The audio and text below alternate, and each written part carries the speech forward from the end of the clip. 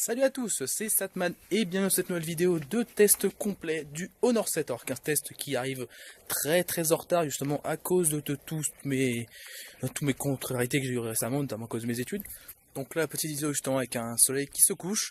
Comme vous pouvez voir, déjà ça fait un petit spoiler de la caméra avant qui est quand même pas trop mal en vidéo avec un bon framerate. Et donc on va se poser la question, c'est de savoir est-ce que ce téléphone qui vaut entre 350 euros, 300 euros, voire moi comme j'ai réussi à le toucher à 269 euros, c'est vraiment le prix le plus bas que j'ai réussi à avoir personnellement, est-ce que ce téléphone peut notamment aller chatouiller un téléphone par exemple comme le Asus Zenfone 2 ou des téléphones d'import qui sont vraiment pas trop mal, notamment face au Xiaomi Mi 5, ça sera sûrement un des comparos que je ferai un petit peu plus tard, une fois que j'aurai bien testé ces deux téléphones. Dans le temps, le Xiaomi 5, donc le Xiaomi, je ne l'ai pas encore bien fini. Donc voilà, on va se poser toutes ces questions, on va voir qu'est-ce que vaut ce téléphone.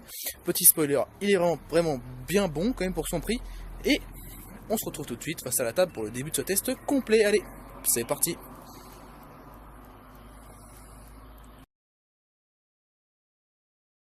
Et nous voilà face à la table pour commencer la vidéo de test complet du Honor 7 sous Android 5.0.2. Alors ce détail a l'importance parce que on en reparlera à la fin. Ce téléphone a une mise à jour vers la nouvelle version d'Android, donc Android 6.0. Alors c'est un téléphone, le Honor 7, donc j'ai mis beaucoup de temps à sortir ce test parce que j'ai eu beaucoup de désagréments dans ma vie, donc ce qui fait que j'ai présenté la vidéo de déballage je crois en décembre, mi-décembre, et là on est début juin, on est le 1er juin, et je sors la vidéo de test 6 mois plus tard. Bon, au moins, j'ai eu la chance d'utiliser le téléphone pendant 6 mois, que ce soit en tant que téléphone personnel, notamment j'ai actuellement ma carte SIM dedans, même si je l'ai remis que depuis aujourd'hui, pour pouvoir le réutiliser un petit peu avant le test. Et j'ai pu l'utiliser, disons, je pense, peut-être en tout 1 ou 2 mois avec la carte SIM, et le reste sans la carte SIM, autant de faire les autonomies, tout ça, et puis avoir mes totales impressions, et puis vu que le temps est passé, que j'ai eu d'autres choses à faire, et ben ce test est un petit peu passé à la trappe jusqu'à aujourd'hui, donc je m'en excuse d'avoir mis autant de temps à sortir ce test, mais bon, à ce que je vois, je suis pas le seul, à ce que j'ai vu, je ne suis pas le seul à avoir sorti le test du Honor 7 très en retard. J'ai notamment pointé chez mes confrères de Tetoporphone où justement ils ont sorti la vidéo de test du Honor 7, je crois 3 ou 4 mois, eux, après la vidéo de déballage, même si eux, ça fait bien longtemps que la vidéo de test est sortie, donc bref, voilà. Pas trop de digression, commençons tout de suite la vidéo de test d'un téléphone qui, je vous le dis tout de suite, que j'ai trouvé très sympathique. Donc, temps de démarrage de ce téléphone, 33 secondes, temps d'extinction, 22 secondes, et pas de musique au démarrage, c'est une bonne chose. Avant de commencer la partie hardware, on va refaire un petit retour sur tous les accessoires donnés avec le téléphone. Donc, dans un premier lieu, nous avions un câble micro USB qui est juste à ma gauche. Un câble micro USB tout à fait classique qui a bien survécu. Un câble d'ailleurs qui était relativement long, enfin, qui était d'une bonne longueur, donc ça va. Au niveau de la prise, elle a plutôt bien résisté, même si elle a pris un petit peu de torsion avec le temps. Bon, ça c'est normal à force de charger le téléphone. Je sais pas si on arrivera à faire un focus. Allez, viens. Et on est bien, oui voilà. La prise a un tout petit peu de torsion, mais bon, c'est pas trop grave. C'est un câble qui va encore durer un petit peu, qui ça se trouve va risque de casser au bout de, je pense, encore 6 mois. Mais bon, on va dire que si ce n'est que le câble qui casse et pas le téléphone, ça peut encore aller. Pour ce qui est du chargeur secteur, donc qui est un chargeur à recharge rapide de 2 ampères, il fonctionne plutôt bien et propose une charge de ce téléphone en 2 heures. Il fonctionne toujours bien, il n'y a pas de bruit quand on charge, donc c'est vraiment un bon chargeur secteur qui d'ailleurs, ne vous trompez pas, est bien estampillé Huawei. Voilà, vous allez pouvoir le voir très légèrement en dessous le plastique.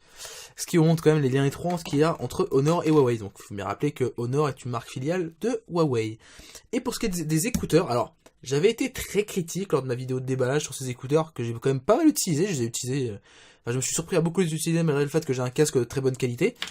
Ces écouteurs qui sont des copies des écouteurs Apple EarPods, ça se voit comme le nez au milieu de la figure, et ben ce sont de très bons écouteurs. Ils sont vraiment excellents en musique comparé à tout ce que j'ai pu avoir avant le Honor 7. Et pourtant, c'est quand même des écouteurs avec des basses, bordel. C'est un excellent quai de piéton aussi. Et voilà, même si je les ai flagués par rapport au fait qu'ils étaient ressemblants par rapport aux EarPods d'Apple, je les excuse, on va dire un peu, car ils sont très bons et qu'ils tiennent très bien les oreilles sans faire mal rapidement, comme certains écouteurs très cheap. Commençons tout de suite la partie hardware de ce téléphone, où, exceptionnellement cette fois-ci, nous allons récapituler les caractéristiques du téléphone, sachant que la vidéo de déballage date d'avant ma réforme que j'ai fait sur les vidéos de déballage, qui sont maintenant les vidéos de présentation. Alors ce téléphone, je le rappelle, est un téléphone avec un écran 5,2 pouces, avec une définition de 1920 par 1080 pixels, ce qui fait 424 pixels par pouce. Ce téléphone est protégé par une vitre Corning Gorilla 4, Le SoC est un iSilicon Kirin 935 avec un CPU 4 cœurs 2,2 GHz et 4 cœurs 1,6 GHz, donc c'est un CPU octo-cœur Big Little Cortex A53. Le GPU est un Mali T628 MP4, on a 3 Go de RAM et 16 Go de mémoire interne, avec une extension pour carte microSD qui, en fait, ira remplacer un des ports pour carte SIM, donc ce téléphone est soit dual SIM sans extension de mémoire, ou simple SIM avec extension par carte microSD. À l'avant, nous avons un appareil photo de 8 mégapixels avec un flash LED, et à l'arrière, un appareil photo de 20 mégapixels Sony IMX 235 avec double flash LED, double ton. Nous avons une batterie de 3100 mAh. Les touches système sont les touches habituelles d'Android Lollipop, donc nous avons la touche au milieu qui est la touche Home, à gauche la touche Retour, à gauche la touche Retour, et à droite la touche Multitâche. Si vous restez longtemps appuyé sur la touche multitâche quand il y a des tâches en fond, et ben vous pouvez voir que vous retournez une application en arrière, donc ce qui fait que là, on passe du lanceur au sélecteur de mise à jour, comme vous pouvez voir, il y a une mise à jour sur ce téléphone d'1 Go 9, donc la fameuse mise à jour vers Android 6.0, donc la petite aparté. Les touches de navigation de ce téléphone sont tout à fait basiques. Pour ce qui est des micros, alors il y en a un sur la tranche haute du téléphone ici, et un sur la tranche basse du téléphone, qui est en fait, je ne sais plus s'il est à gauche ou à droite, donc on le verra tard quand je montrerai les capacités en haut-parleur de ce téléphone. C'est simple, le côté où il n'y a pas de son qui sort, c'est le micro primaire de ce téléphone. Nous avons un capteur de luminosité, un capteur de proximité qui se trouve ici sur le téléphone dans la petite barre noire, et le port micro USB est un port micro USB 2.0 qui supporte l'OTG. Un petit point rapide sur le design de ce téléphone, donc ce téléphone a un arrière et un contour qui est fait exclusivement en métal, à l'exception de deux bandes, donc les deux bandes qui sont ici et ici, qui sont en plastique, donc notamment ça s'appelle pour pouvoir avoir un meilleur passage des ondes et une meilleure captation des antennes. Pour ce qui est des boutons physiques, à droite nous pourrons trouver ici le bouton d'alimentation on-off, ainsi que la touche de volume plus-moins au-dessus, et à gauche nous avons une touche qu'on appelle la touche intelligente, et qui est assignable à une fonction spéciale. Donc pour ce téléphone, je vais reparler au moment de la partie logicielle. Un clic m'ouvre Google Keep, ça c'est la fonction que je lui ai assignée. 2 clics quand l'écran est éteint, ça me déclenche l'appareil photo rapidement. Et comme vous pouvez voir, ça vous marque en 1,6 secondes j'ai pris une photo. D'ailleurs une photo, je vous la mettrai sur la vidéo, une photo qui est floue. Donc cette fonction là est quand même assez limite je trouve. Et quand je reste appuyé dessus, vous pouvez voir que ça déclenche le flash. Et hop, ça c'est pour vos yeux. Et vous allez pouvoir voir que le flash est quand même assez puissant. Et je trouve que ces boutons, quels qu'ils soient, sont notamment bien placés sur ce téléphone. On arrive bien à les attraper, quels qu'ils soient, le bouton intelligent, le bouton d'alimentation ou le bouton de volume plus-moins. Pour ce qui est de la forme du téléphone, nous sommes assez proches des téléphones 5 pouces que je possède, tout en étant bizarrement relativement plus éloigné des téléphones 5,5 pouces que je teste. Alors c'est assez étrange, mais c'est le meilleur des mondes si vous pensez que 4,5 pouces, 5 pouces, c'est trop petit et que 5,5, 6 pouces, c'est trop grand. Un téléphone avec un écran 5,2 pouces comme le Honor 7, je pense que c'est un téléphone avec une diagonale d'écran idéale. Enfin, je pense que le téléphone aurait mérité de meilleures jointures entre la partie métal et la partie plastique à l'arrière, donc c'est pas dramatique à l'usage, mais sincèrement, ça le démarque cruellement des appareils ultra haut de gamme ou haut de gamme, auquel il veut quand même apparaître malgré son prix relativement serré de 319 € au moment où je fais cette vidéo. Alors, comme vous pouvez voir, les jointures sont bonnes, il n'y a pas de déplacement des parties, mais on voit que c'est quand même, on va dire, assez... je dirais que c'est assez laid au final. Les jointures entre le plastique et le métal sont pas super bonnes. Ça aurait pu être mieux fait, notamment comme sur le Oppo F1 où c'est mieux joint. Donc c'est un petit peu dommage. Donc là par exemple ça ressort un tout petit peu, c'est un peu dommage. Donc c'est pas dramatique, mais voilà, le téléphone n'est pas super beau à l'usage.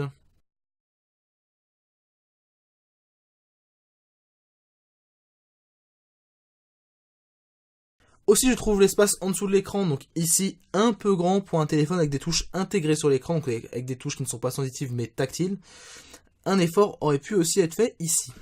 Pour ce qui est de la résistance globale du téléphone, alors à la torsion, ce téléphone a une très bonne résistance à la torsion, même si l'arrière métal s'enfonce un tout petit peu, mais c'est vraiment un chouïa, c'est rien, hein, c'est quasiment rien, c'est vraiment pour chipoter, pour dire quelque chose de mauvais. Le téléphone résiste très bien, il ne craque pas. Et pourtant j'y vais fort là, mais j'ai arrêté parce que ce téléphone je veux quand même le revendre après. C'est pas un exemplaire de test qu'il faut que je rende, c'est un exemplaire que j'ai envie de revendre après. Donc si je le casse c'est un petit peu dommage. On a une très bonne résistance à la torsion. Par contre, pour ce qui est de la résistance à la pression, c'est vraiment très dommage parce que la résistance est vraiment très moyenne. Alors, je sais pas si j'arriverai à vous le montrer ici, donc non, ça va pas être le bon endroit pour vous le montrer. Faut que j'aille dans la galerie, c'est le meilleur endroit pour le faire. Alors, la galerie... Donc voilà, je vais m'écraser la tête tout de suite, et comme vous allez pouvoir voir, logiquement... Encore ça se voit mal, ça se voit très très mal. Je vais prendre une image et je reviens vous voir dès que c'est bon. Alors j'arrive pas à vous le montrer mieux que ça, alors pourtant ça s'appelle j'ai pris une image toute noire là, et comme vous pouvez voir, en plus ça fait des appuis, hein, logiquement, hein. Donc comme vous avez pu voir, ça fait des traces qui sont quand même assez larges, partout sur l'écran, hein, donc c'est un peu dommage. Ce téléphone, pourtant protégé par une vitre Corning Gorilla, et justement a une résistance à l'impression qui est vraiment très moyenne, c'est vraiment dommage. Pour ce qui est des rayures au niveau de l'écran, il y avait un protège-écran appliqué à la base qui a eu du mal à survivre à cause d'un passage dans un sac blindé, un de ces jours où j'emmène ma maison dans mon sac, donc c'est-à-dire mon ordi, ma tablette, tout ça. Là, les jours où je pars à l'université avec un sac totalement plein. Donc j'ai retiré il y a quelques temps parce que justement il ne servait plus à rien, il était tout fripé, il était tout rayé, donc je l'ai retiré et pourtant l'écran est toujours très bien protégé. La vitre Corning Gorilla n'a pas trop de rayures, même elle n'a pas du tout, elle a que quelques micro-rayures qui sont pas visibles à l'œil si on ne s'amuse pas à coller son œil à l'écran. Donc je pense que sur le long terme, la vitre Corning Gorilla devrait plutôt bien résister. Et pour ce qui est de l'arrière du téléphone, le téléphone semble avoir bien résisté, même si je l'ai souvent stocké avec une coque, donc je vous en parlerai un tout petit peu à la fin. La coque que je vous avais montrée lors de la vidéo de déballage du téléphone, et qui a elle aussi très bien résisté, j'en parlerai très légèrement à la fin de la vidéo. Donc en résumé, une construction de ce téléphone qui respire la qualité, mais une vitre qui permet d'impacter le LCD du téléphone, dénotant d'un téléphone qui n'est pas haut de gamme sur tous les points. C'est dommage que ce défaut fasse tâche, car le reste de la conception est très bonne, même si une fois de plus, elle manque un peu de lien entre le plastique, qui est de très bonne qualité d'ailleurs, et le métal à l'arrière. Passons à la partie de l'écran. Alors, tout de suite, ce qu'on peut remarquer dès qu'on regarde cet écran du Honor 7, c'est que l'écran a vraiment un très bon confort de vision. Les angles de vision sont aussi très bons, même si, comme vous pouvez voir, ça s'appelle quand on va très loin, comme d'habitude, même si c'est un LCD IPS, et justement la lumière baisse beaucoup. Donc c'est un très bon écran LCD, enfin c'est un écran Neo LCD d'ailleurs, si je dis pas de bêtises. Donc ce angle de vision, pas de souci, que ce soit horizontaux ou verticaux. Donc bien sûr il faut pas pousser trop loin, mais bon ça c'est habituel sur les écrans, hein. Sur tous les écrans, que ce soit AMOLED, IPS, hein. De toute façon, qui s'amuserait à regarder un téléphone comme ça, hein, c'est pas très utile, on va pas non plus aller jouer la paranoïa là-dessus. La colorimétrie de ce téléphone est réglable, et de base, même quand vous la réglez, les rouges sont très contrastés. Par défaut, le blanc tire un peu vers le jaune, mais grâce au réglage rendu possible par Honor, on peut rendre les blancs bien plus naturels. Alors il faut aller dans les menus, il faut aller dans affichage, non pas stockage, quel nul, affichage, température de couleur, et vous avez une petite barre ici qui permet de régler la température de la couleur. Donc moi de base je l'ai mis en froide pour avoir des blancs qui sont les plus blancs possibles, hein. Non, pas par défaut, donc je sais pas pourquoi ça bouge, donc voilà. Donc par défaut les blancs sont plutôt tirés vers le jaune, hein, légèrement, hein. Et si vous faites froide, les blancs seront très blancs, les couleurs seront très naturelles. Ça pourra manquer un petit peu de peps, il n'y a que les rouges qui sont vraiment contrastés sur cet écran. Mais moi je préfère avoir un blanc qui est vraiment respecté qu'un blanc qui est jaune avec des couleurs qui sont contrastées. Ça me dérange un peu personnellement en tant qu'utilisateur. Mais dans l'ensemble, les couleurs sont agréables à regarder, il ne faut pas non plus aller chercher midi à 14h. Cet écran est vraiment un excellent écran en termes de colorimétrie. Pour ce qui est de la luminosité maximum, elle est suffisante pour le plein soleil. Et le paramètre de luminosité automatique fait bien son boulot en mettant l'écran à un niveau qui sert à ne pas se bousiller les yeux. Donc c'est, en fait, comparé au téléphone, dès que vous mettez la luminosité automatique, l'écran a tendance à mettre la luminosité automatique, on va dire, environ un cran en dessous de ce que vous espériez en mettant la luminosité automatique. Donc je sais que ce type de réglage ne peut pas plaire à tous, je le conçois. Donc personnellement, moi il me plaît, il m'a souvent plu, et quand j'avais besoin de plus de lumière, j'ajustais la luminosité à la hausse, hein. Hop, un petit gros lag que vous avez vu là, donc comme quoi Stéphane n'est pas parfait.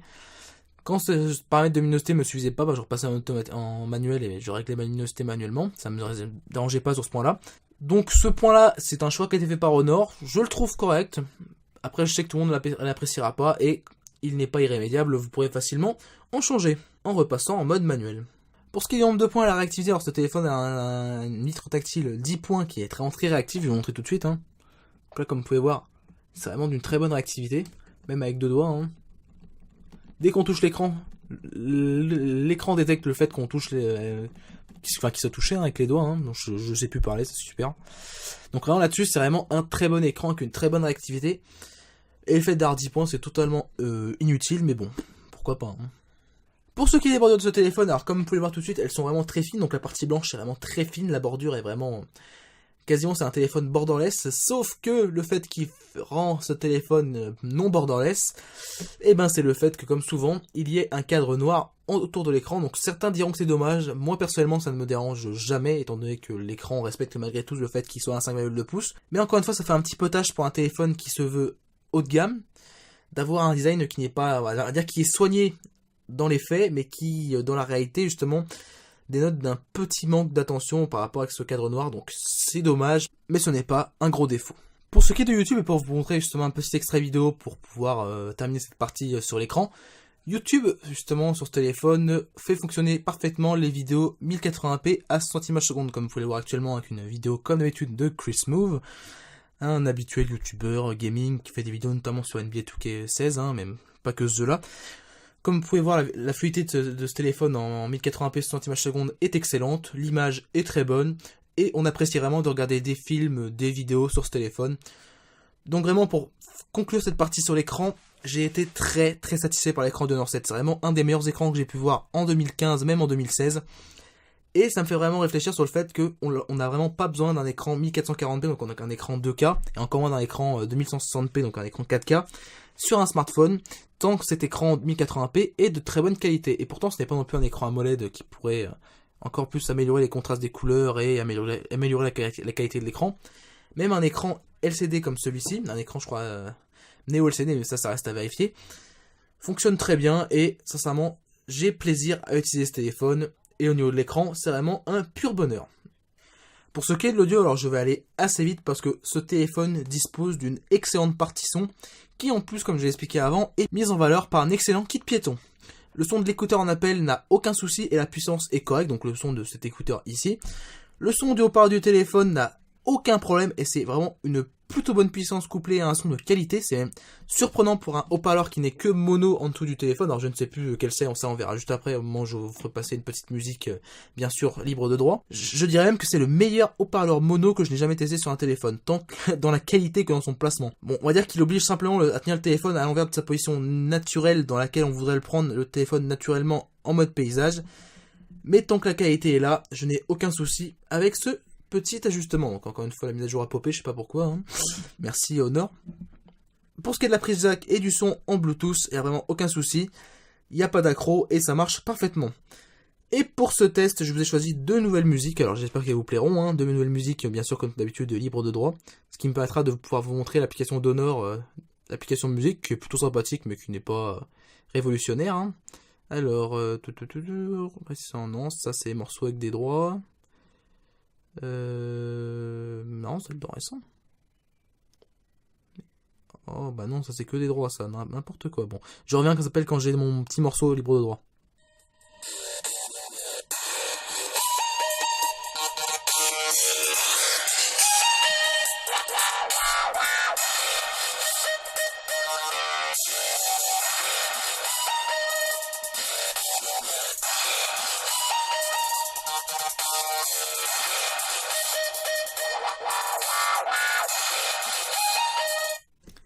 Comme vous avez pu entendre sur un son comme d'habitude sur du dubstep, et ben le son est vraiment excellent. C'est le meilleur haut-parleur mono que je n'ai jamais entendu de ma vie sur un téléphone. Ça, vraiment c'est le point qui m'a, je pense, un des points qui m'a le plus surpris en utilisant ce téléphone, c'est vraiment comment le haut-parleur est bon. Là-dessus, je n'ai eu aucun souci à l'utiliser, j'ai vraiment apprécié, même en jeu, j'ai vraiment adoré jouer sur ce téléphone. Vu que je pouvais jouer sans écouteurs, d'habitude je préfère jouer avec des écouteurs pour éviter d'avoir à supporter les haut-parleurs qui sont généralement plutôt moyens sur les téléphones. Là, j'ai vraiment apprécié jouer avec ce téléphone et le haut-parleur est vraiment bien mis en valeur. Vraiment, c'est un point sur lequel j'appuie tellement qu'il est bon.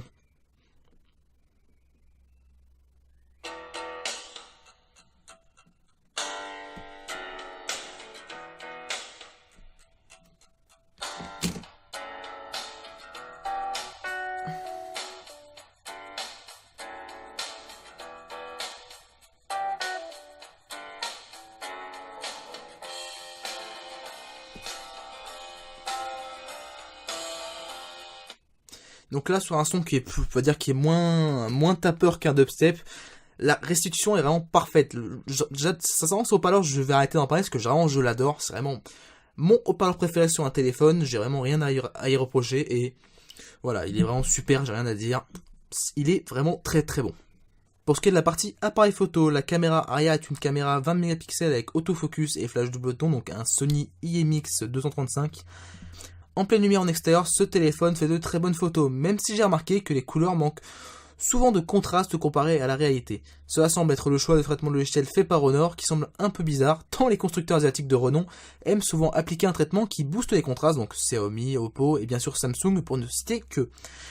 Le capteur a un peu plus de mal à gérer l'image en intérieur avec du grain qui apparaît assez souvent, ce qui semble être un leitmotiv des capteurs Sony en général. En basse lumière, en extérieur, même si ça reste très moyen, en comparaison à d'autres appareils, les rendus sont vraiment très corrects, mais il ne faut pas utiliser le HDR dans ces conditions-là, parce qu'il va rendre les photos floues dans ces conditions de lumière. En luminosité moyenne, la qualité est bonne, même si du grain apparaît assez facilement. Par contre, comme en haute lumière, ça je l'ai pas précisé juste avant, le focus est vraiment excellent. On arrive à bien situer où celui-ci doit se placer. Celui-ci se place de manière très convaincante dans toutes les situations.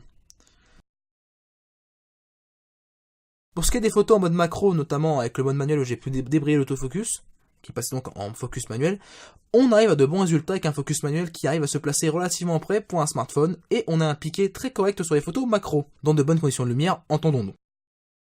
Pour ce qui est des photos en basse lumière avec flash en intérieur, le flash se montre très puissant et est vraiment sérieux pour bien éclairer des scènes même dans le noir complet. On pourra même lire, en plissant un peu les yeux bien sûr, les écritures passées sous le flash même si elles sont à 1m50 de nous. Cela montre la puissance de ce double flashlight qui est une franche réussite pour les photos en intérieur en basse lumière. Pour ce qui est du mode HDR, il y en a un et il n'est pas trop agressif et il rend de la lumière aux zones normalement prises en ombre dans le mode automatique, ce qui est donc une bonne chose.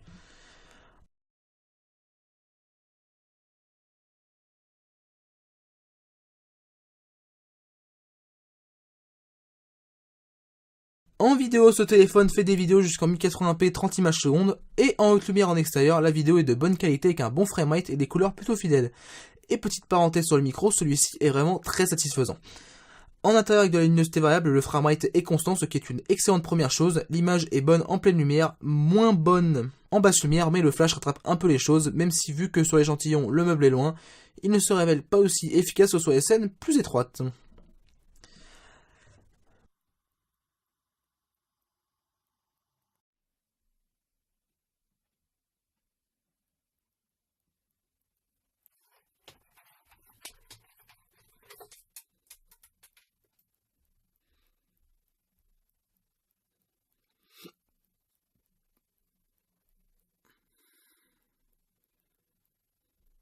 Pour ce qui est de la caméra frontale, celle-ci est une caméra 8 mégapixels avec un flash LED.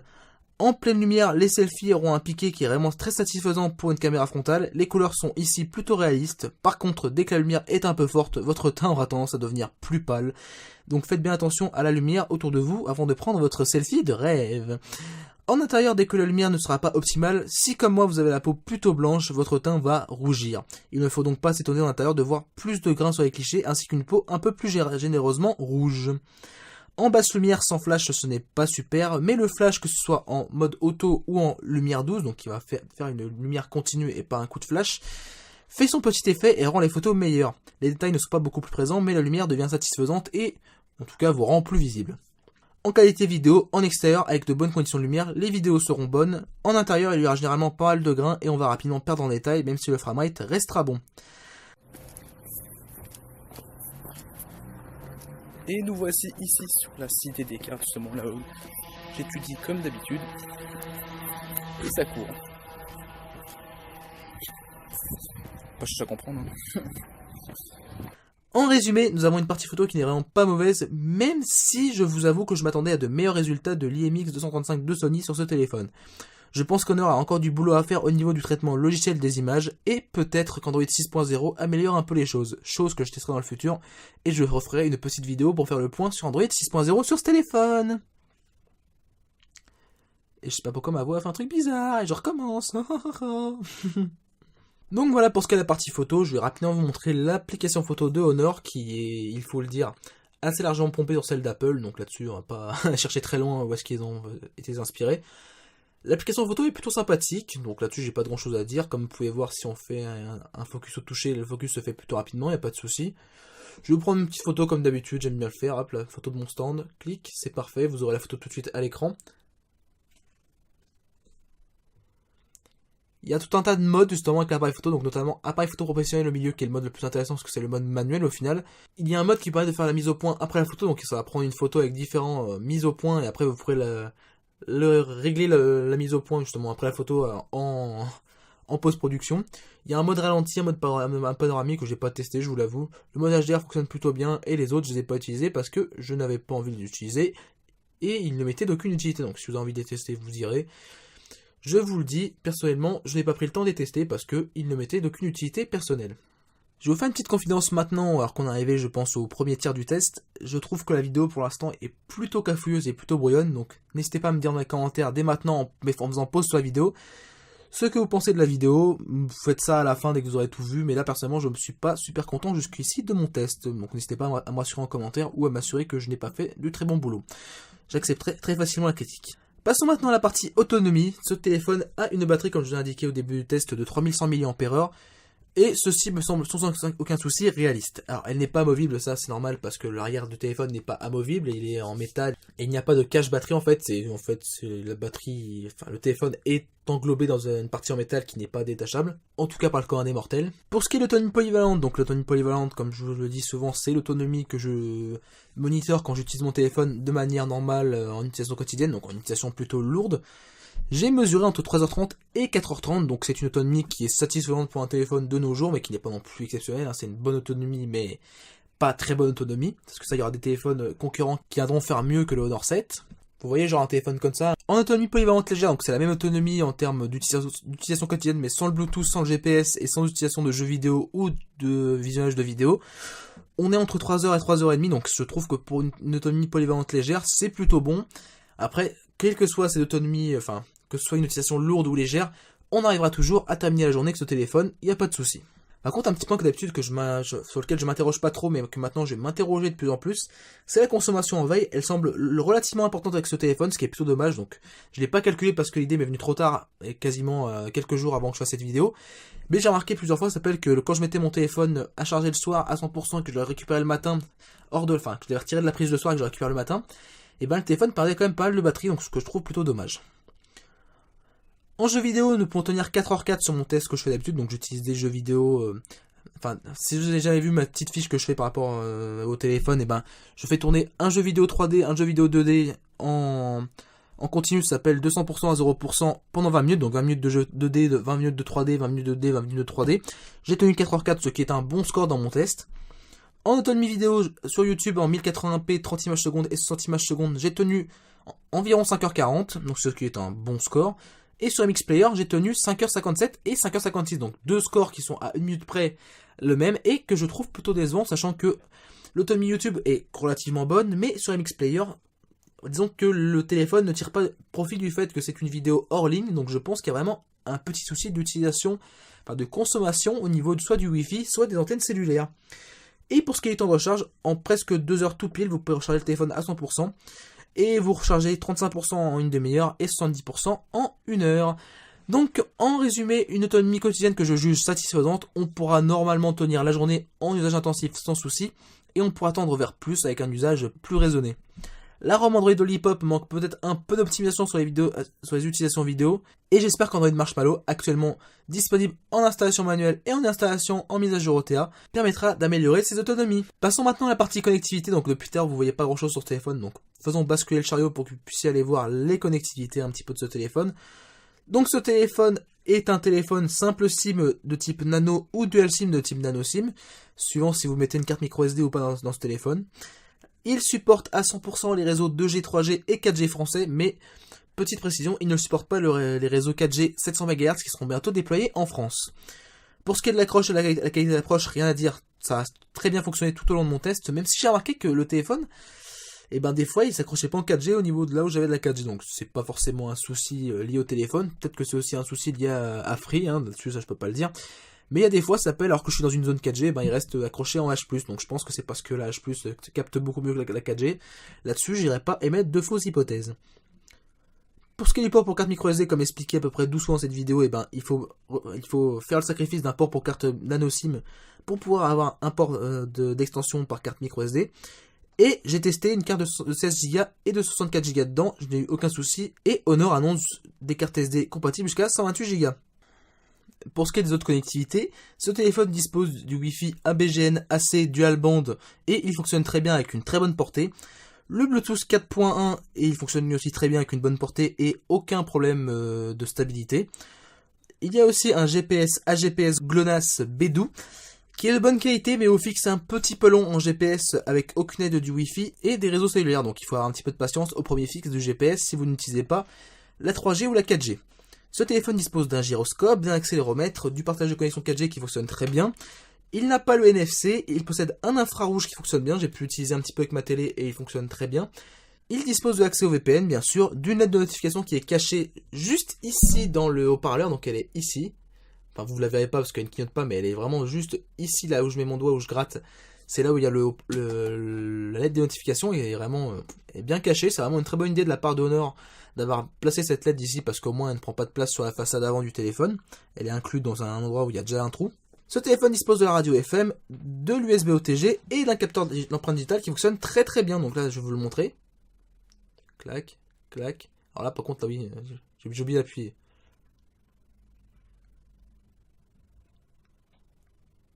Il est relativement rapide hein. Là-dessus j'ai vraiment pas de soucis hein.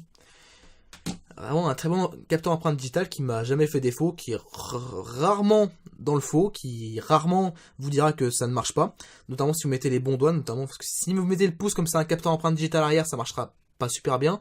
Si vous mettez l'index comme c'est souvent le cas, il n'y a pas de souci, ça fonctionne très très bien. Voilà, comme vous voyez, il n'y a eu aucune erreur sur mes 5 essais là. Donc nous avons un capteur empreinte digitale qui est vraiment de bonne qualité. Et une petite dernière pour la route, voilà. Donc voilà pour ce qui est la partie des connectivités, on a vraiment une excellente connectivité, 100% compatible de la 2G à la 4G, il n'y a vraiment que le NFC qui manque, et si cela permet de faire quelques économies sur le téléphone, je l'accepte avec plaisir, tant le reste est du tout bon. Et petit dernier point avant de passer à la suite, le capteur empreinte digitale, vous pourrez l'assigner à des fonctions logicielles dont nous reparlerons tout à l'heure. Pour ce qui est des benchmarks, alors j'ai fait comme d'habitude toute ma pléthore de benchmarks qui ne m'intéressent que très peu, donc voilà tout de suite le tableau.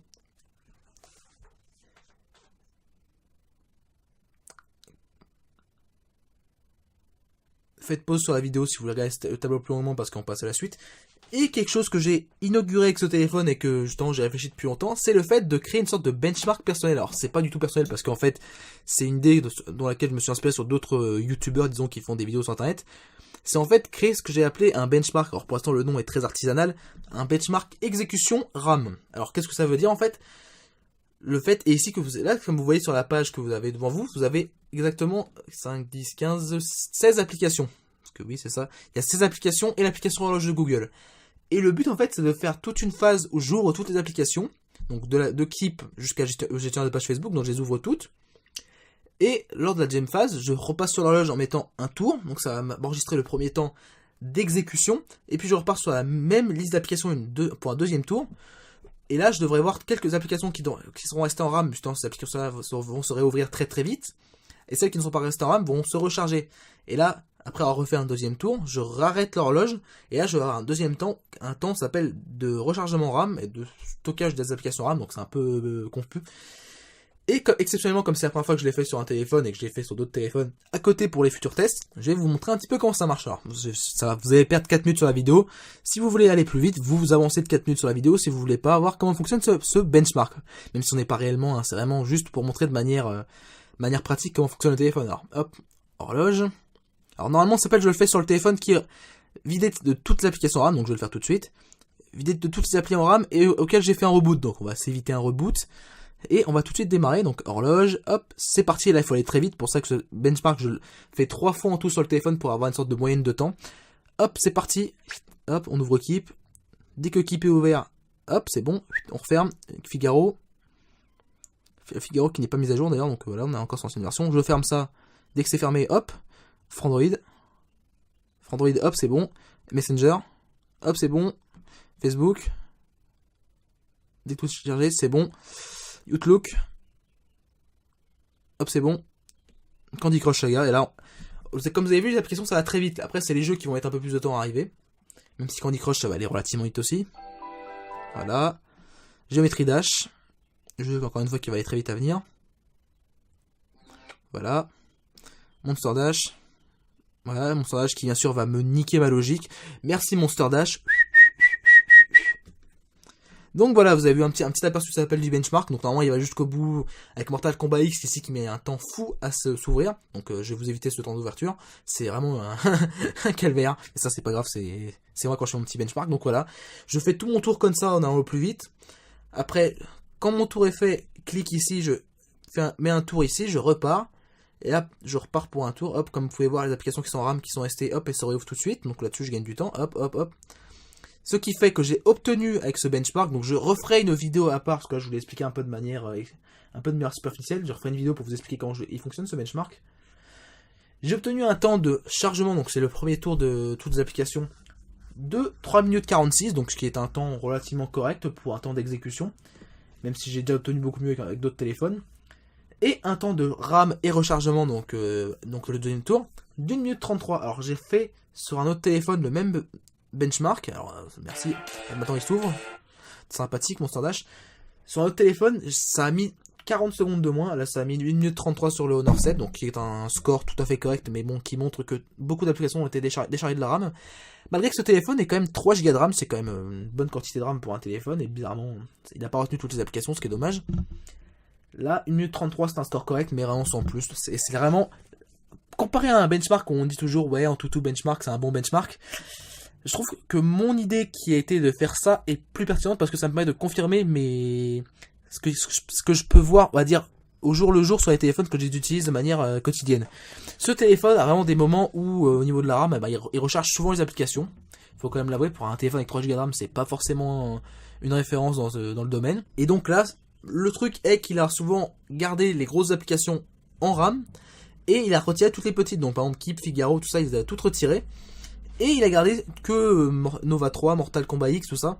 Donc c'est un petit peu dommage, c'est un téléphone qui gagnerait à être un peu meilleur en gestion RAM, et ça on en reparlera, je pense, au moment d'Android 6.0, où j'espère que Honor aura fait du boulot pour améliorer un petit peu la gestion RAM.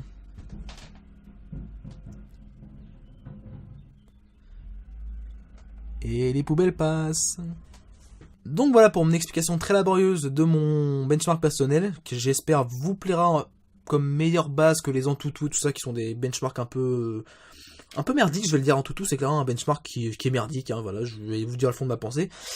Et j'espère que ça pourra vous montrer, on va dire de manière un peu plus exacte, comment un téléphone se vaut par rapport à un autre, sachant que les applications évoluent quand même que très peu. Bon, vous avez quand même quelques améliorations, ça s'appelle généralement, qui vont améliorer un peu la vitesse, mais les applications restent généralement les mêmes. En plus, j'ai pas pris d'applications qui sont très récentes, si ce n'est Mortal Kombat X.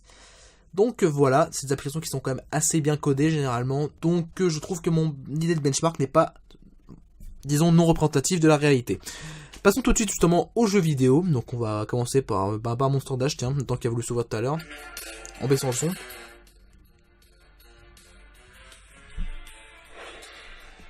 Et bien sûr sur Monster Dash, on va comme d'habitude aller sur le niveau clé, qui n'est pas celui-là, qui est gaz inflammable.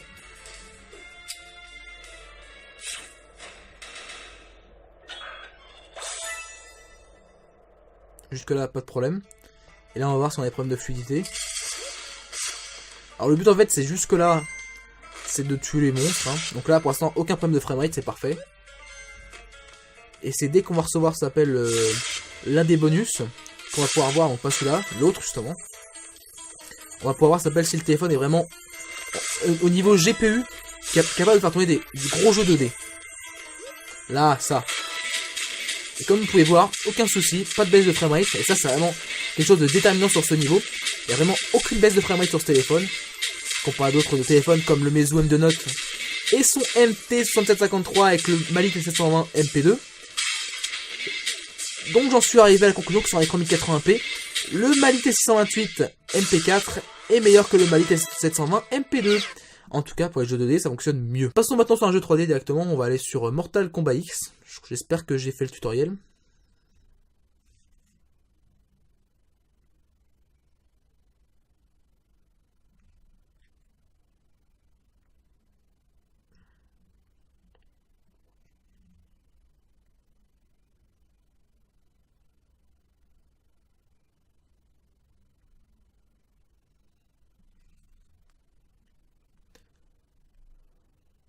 Bon, Mortal Kombat X ne veut pas se lancer, donc on va passé sur Nova 3, donc je sais pas pourquoi il a fonctionné avant la vidéo, mais maintenant il fonctionne plus, bon c'est super.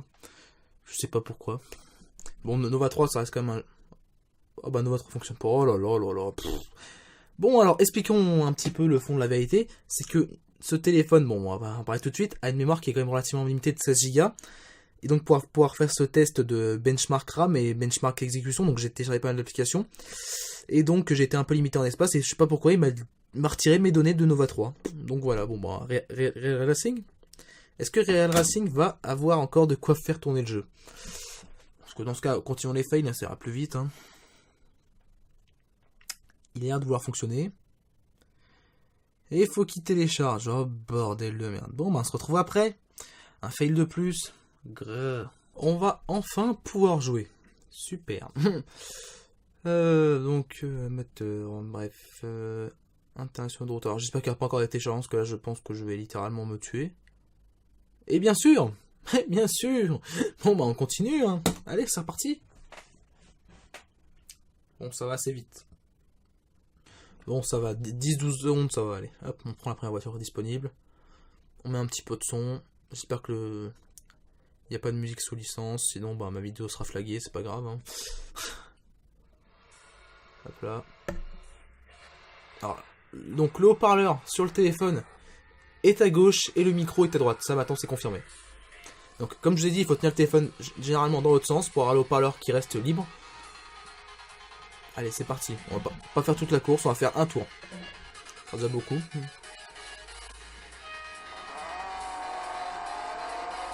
Comme vous pouvez voir, le framerate est plutôt bon. Et le problème c'est que comme ma voiture est trop puissante, bah, je vais dépasser tous les concurrents. Donc j'aurai plus personne en face de moi. Là, avec beaucoup de concurrents devant moi, il n'y a pas de souci, le téléphone gère très bien le jeu. Bon, moi par contre, moi je gère très mal ma course. Parce qu'en fait, comme j'essaie de regarder dans le viewfinder qui est au-dessus de moi, et ben, ça marche plutôt mal.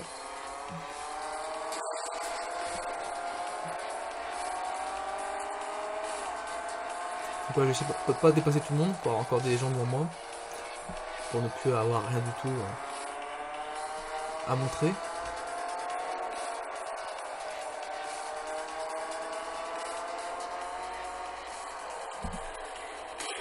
Et crotte. Ah, petit ralentissement. Comme vous pouvez voir, un petit ralentissement là. Le framerate reste bon, mais voilà, ça ralentit un petit peu. D'où l'intérêt des vidéos à 50 images secondes sur ma chaîne. Hein. Je le répéterai jamais assez, mais pour des vidéos sur de la high-tech avec des jeux comme ça, pour bien montrer les ralentissements d'un appareil, ben, des vidéos à 50 ou 60 images secondes, je trouve que c'est nécessaire. Après, c'est vrai que comme souvent, pour ceux qui font des reviews de 5-6 minutes, et ben, ils montrent généralement pas de jeu ou le même jeu tout le temps, hein, pendant 10 secondes. Hein. Donc voilà. Hein. Coup GLG. Hein. Il n'y a pas que lui. Hein. Je suis mauvais dingue.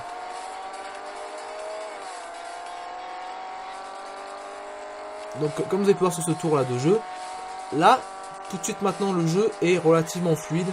Il n'est pas à 100% fluide, mais ça reste bien. Ça reste toujours mieux, ça s'appelle que les performances du Mediatek MT6753 sur un écran 1080p. Et vraiment, même ce jeu-là, Real Racing 3, me confirme mes suppositions. Donc là, on a fait un tour, c'est bon. Le Mali T628 MP4 est un meilleur GPU que le Mali T720 MP2. Donc voilà pour ce qui est des jeux vidéo. Je vais pas aller beaucoup plus loin parce que j'ai encore beaucoup de choses à vous dire, notamment sur le software qui est relativement différent d'Android Stock sur ce téléphone. Hein. L'interface Emotion UI, que je vous avais d'ailleurs détaillé dans mon test du Honor 7. Pour revenir rapidement dessus, ça ressemble d'assez près à de l'Android Stock, sauf que l'on ne retrouve pas le classique tiroir d'applications, mais que celles-ci se retrouveront toutes sur les différentes pages. What the fuck? Je trouve que les performances en jeu sont satisfaisantes pour le prix. Et les jeux sont notamment tournent pour tous vraiment plutôt bien. En fait, pour les jeux les plus gros, ça tourne relativement bien. Et pour les jeux les plus légers, ça tourne très très bien.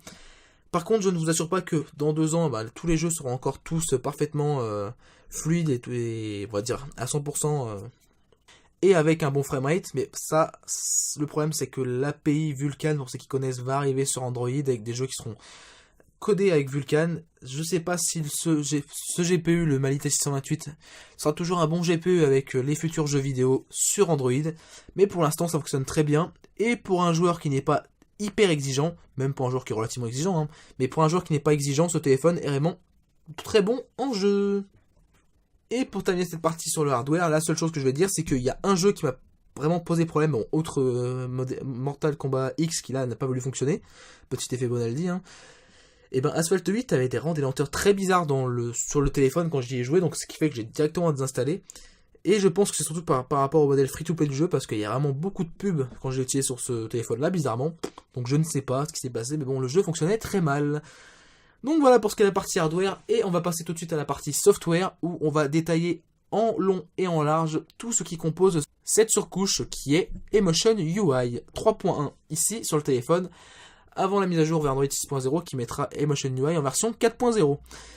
Donc pour ce qui est de l'application, donc il n'y a pas de tiroir d'application sur ce téléphone, donc c'est typique des surcouches chinoises, et maintenant ça arrive désormais même sur les grandes marques, donc vous pouvez le retrouver notamment sur le LG G5, et c'est aussi programmable sur le Galaxy S7 de Samsung, où on peut, via les paramètres du téléphone, retirer le tiroir d'application. Est-ce que le lanceur est facilement remplaçable ?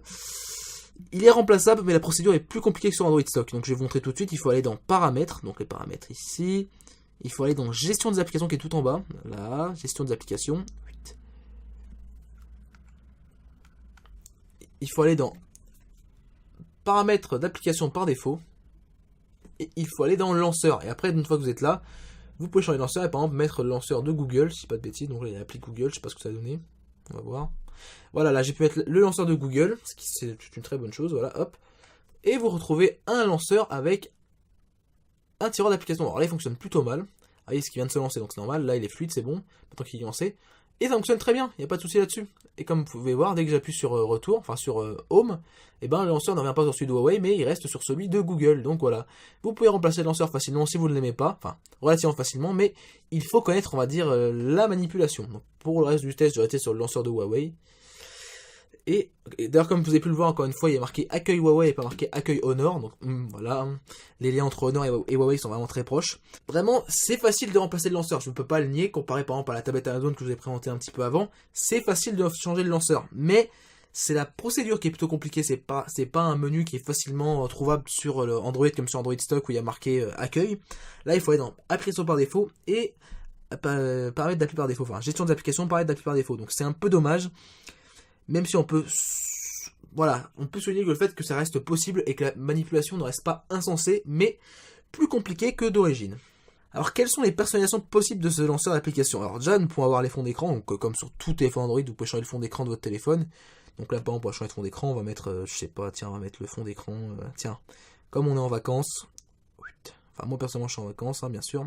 Après vous, si vous n'êtes pas, j'en suis désolé d'avoir prononcé ce mot magique. Voilà, le fond d'écran, là-dessus, il n'y a pas de souci. Vous pouvez aussi rajouter des widgets. Et par exemple, si on veut prendre un exemple par rapport à un autre téléphone que je vous ai présenté, le widget de musique qui est caché, où je le trouve à la musique. Le widget de musique ne fait pas ralentir le lanceur de Huawei. Et de Honor d'ailleurs, parce que c'est le même. Alors que par exemple, si on repense au Xiaomi Redmi Note 2, et ben, dès qu'on mettait le lanceur de Xiaomi avec le widget de musique de Xiaomi, et ben le lanceur a tendance à ralentir. Donc bon point pour Huawei Honor. On peut aussi régler les transitions entre les pages. Alors comme je vous montre depuis tout à l'heure, il faut rester appuyé sur le lanceur pour accéder à un petit menu de personnalisation. Donc il y a, je crois, 8 transitions. Donc oui, c'est ça, il y a 8 transitions. De la plus simple par défaut à des plus complexes. Donc là par défaut. En plus vous avez une petite animation qui se fait pour vous montrer à quoi ça ressemble. Donc c'est vraiment une bonne chose. C'est plutôt bien fait et c'est sympathique d'avoir ces petits genres de personnalisation. Personnellement, je l'ai mis sur page et je vais le laisser parce que c'est mon préféré. Enfin, vous avez un petit menu supplémentaire marqué plus de fonctions, donc plus de ... où vous pouvez gérer encore d'autres petites choses. Donc je vais faire un petit zoom dessus. Voilà. Vous pouvez régler votre disposition d'accueil, donc il faut mettre plus ou moins d'icônes sur le lanceur d'application de Honor.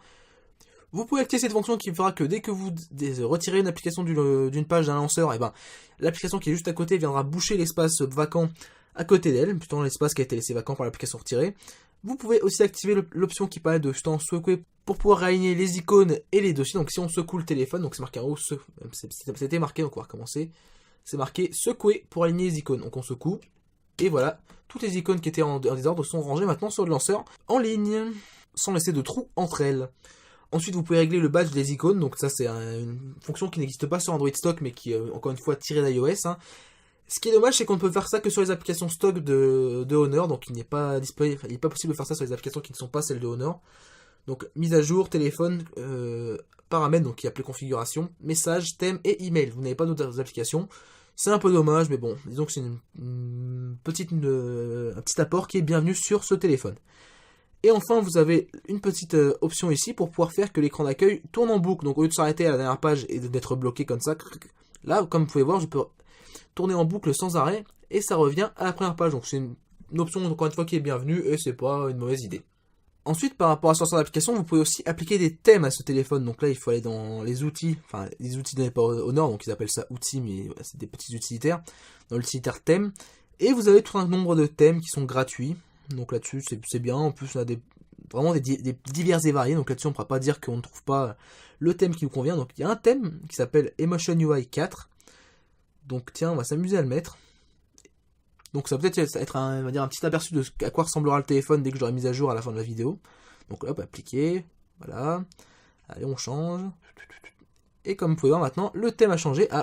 Si c'est à ça que ressemble le thème sur... une fois que j'aurai fait la mise à jour vers Emotion UI 4, c'est un peu bizarre en fait, c'est encore plus flat et ça ressemble limite à des icônes que j'ai vues sur Android 4.14. C'est un peu suspect, bon voilà. Après on aime ou on n'aime pas, mais comme vous avez vu, on peut changer le thème et ça c'est vraiment une bonne chose en termes de personnalisation.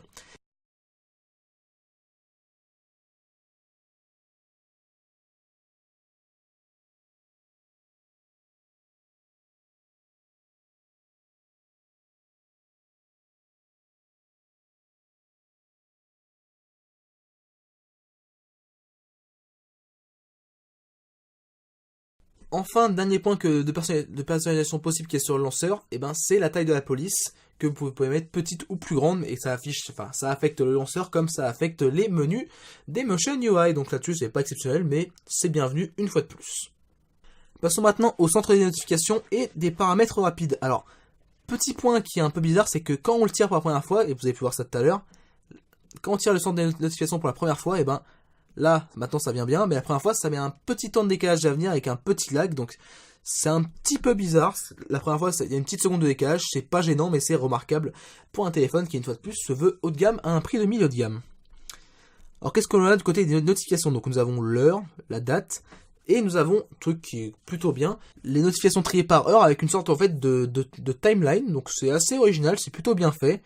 Et en plus, notamment, on a vu que j'ai mis le thème qui normalement devrait être celui de Emotion UI 4, si on écoute ce que disait le sélecteur de thème, et là, on ne peut pas dire que la ressemblance vers Apple ne se justifie pas, parce que c'est typiquement le même affichage que sur le centre des notifications d'iOS 9, et c'est le même depuis iOS 7, avec le fond qui est flouté, et les notifications qui sont par-dessus en blanc. Vous pourrez remarquer qu'en bas du centre des notifications, vous avez l'affichage de l'opérateur, donc moi comme je suis chez Free, ça marque en bas du centre des notifications que je suis chez Free. Et en temps normal, quand vous avez une deuxième carte SIM, ça met un petit slash ou un petit tiret, et ça vous rajoute la deuxième carte SIM à côté. Pour ce qui est de l'affichage de notifications, alors ça s'affiche normalement, et comme sur Android Stock, vous pouvez étendre vos notifications. Donc si vous faites un pincement de 2 doigts, donc là j'ai pas de notification pour le faire, c'est dommage. Donc c'est très dommage d'ailleurs. Quand vous pincez sur Android Stock une application comme ça, une notification par exemple, ça l'étend donc légèrement. Là vous avez pu le voir créer la sync, ça étend très légèrement la notification. Je sais pas si vous avez réussi à le voir parce que c'est vraiment très subtil. D'un passement de 2 doigts, vous pouvez étendre la notification, c'est comme sur Android Stock, et c'est bien qu'ils aient gardé ce petit mouvement. Et comme sur Android Stock, vous pouvez, d'un coup de petit coup de poubelle, là, supprimer toutes les notifications. Et petit point bonus sur Emotion UI qui affecte les notifications qui sont permanentes, donc vous ne pouvez pas retirer avec, quand ça s'appelle la petite poubelle.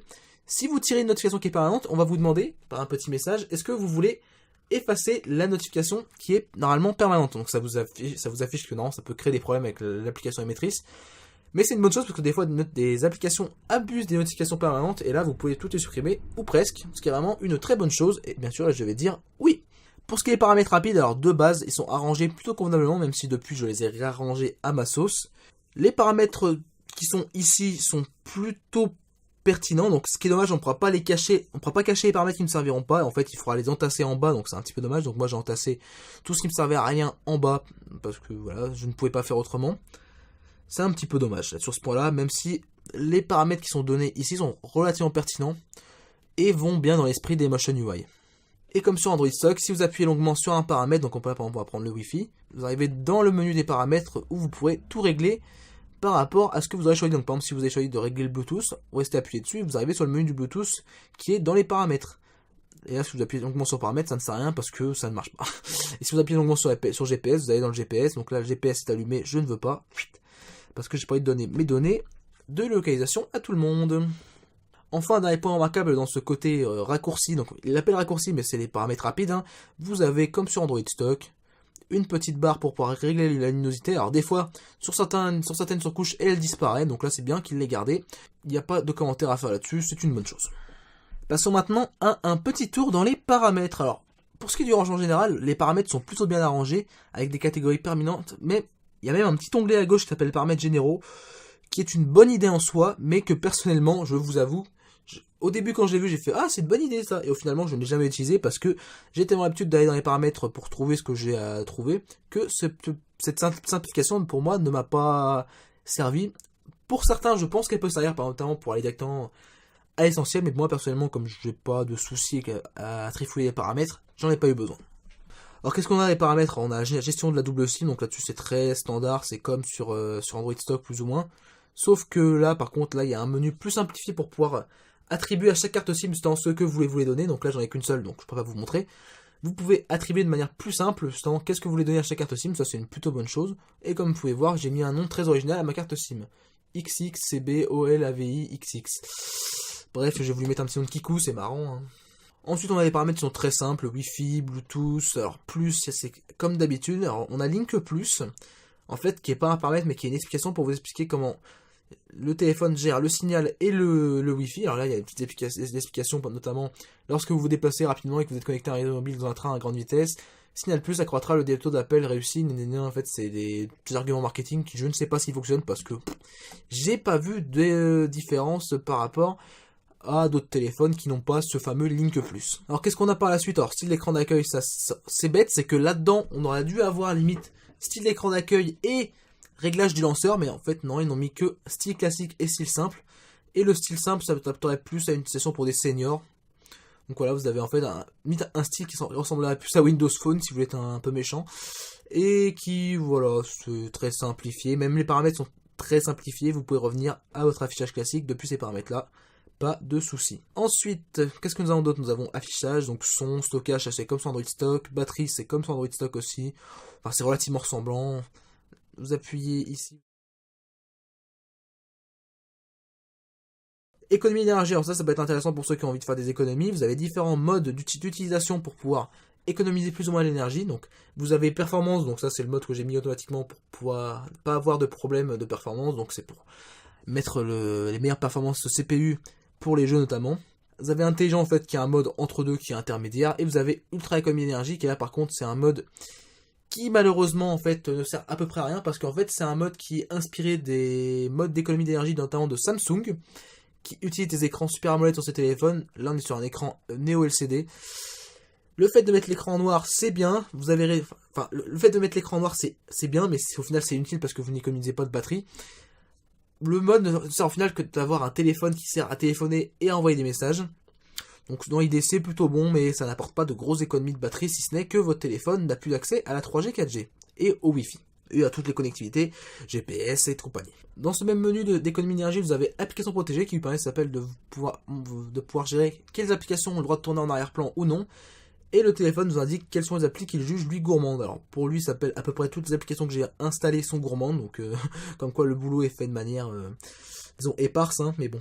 Ça c'est vraiment le truc des surcouches chinoises, enfin des surcouches type Emotion UI, ColorOS, MIUI, c'est vraiment des surcouches qui veulent aller au plus haut niveau d'économie d'énergie, et c'est pour ça notamment que les applications ont du mal à tourner en arrière-plan, parce que généralement, les Chinois n'aiment pas ça, on dirait.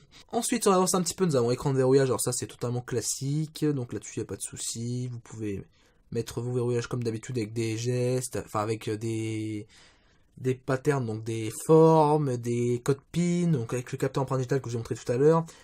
Données de localisation, ne pas déranger, c'est le mode qui est piqué sur celui d'Apple pour vous dire de quelle heure à quelle heure vous ne devez pas utiliser votre téléphone ne doit pas s'allumer.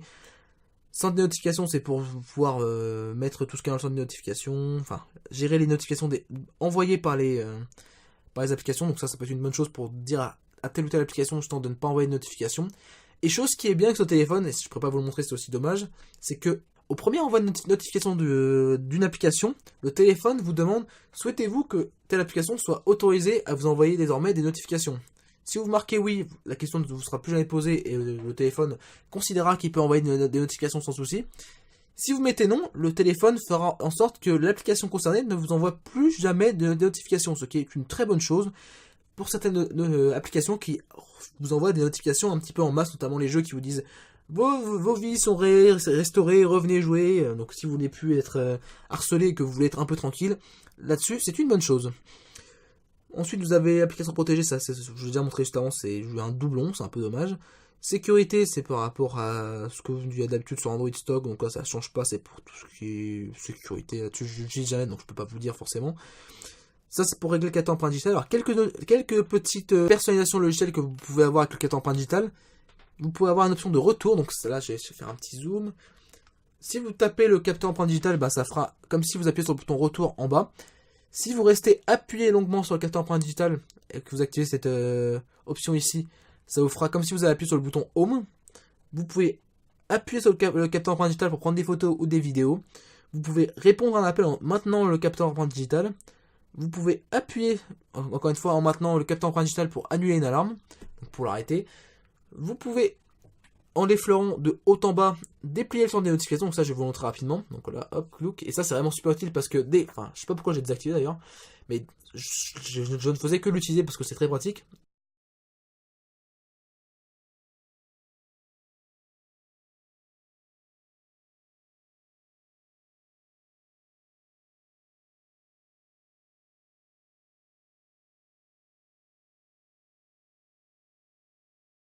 Vous faites de haut en bas, hop, ça s'ouvre, vous faites de bas en haut, ça se referme. Ouvert, excusez-moi, ouvert, fermé. Ah oui, je me souviens pourquoi ça, je ne mettais pas, parce que généralement, une fois sur 4, ça marche pas, donc, enfin, disons que c'est quand même plutôt précis, comme vous pouvez voir, mais bon, voilà, il y a quand même quelques fois où ça marche moyennement. Ça reste une bonne fonction qui fonctionne plutôt pas mal, mais qui des fois, a du mal à venir, donc, c'est pour ça que je pense que je l'avais en fait défait. Donc ça c'est dans l'autre sens, et c'est tout pour les petites fonctions logicielles. Donc c'est plutôt sympathique d'avoir attribué ces fonctions au capteur empreinte digitale, c'est une bonne chose, ça mange pas de pain et ça ne coûte rien à ajouter. Ensuite vous avez le petit onglet habituel d'Android Stock pour sauvegarder et restaurer le téléphone, tu rien de spécial. Gestion des applications, on y était tout à l'heure par rapport au lanceur, donc ça vous affiche toutes les applications qui sont actuellement en RAM avec le système d'Android Stock, donc là-dessus ça ils sont pas embêtés, ils l'ont gardé. Vous avez les applications dépassées sur la carte micro SD et les applications que vous avez téléchargées vous-même. Donc là-dessus, voilà, j'ai téléchargé plein d'applications, c'est cool, c'est super.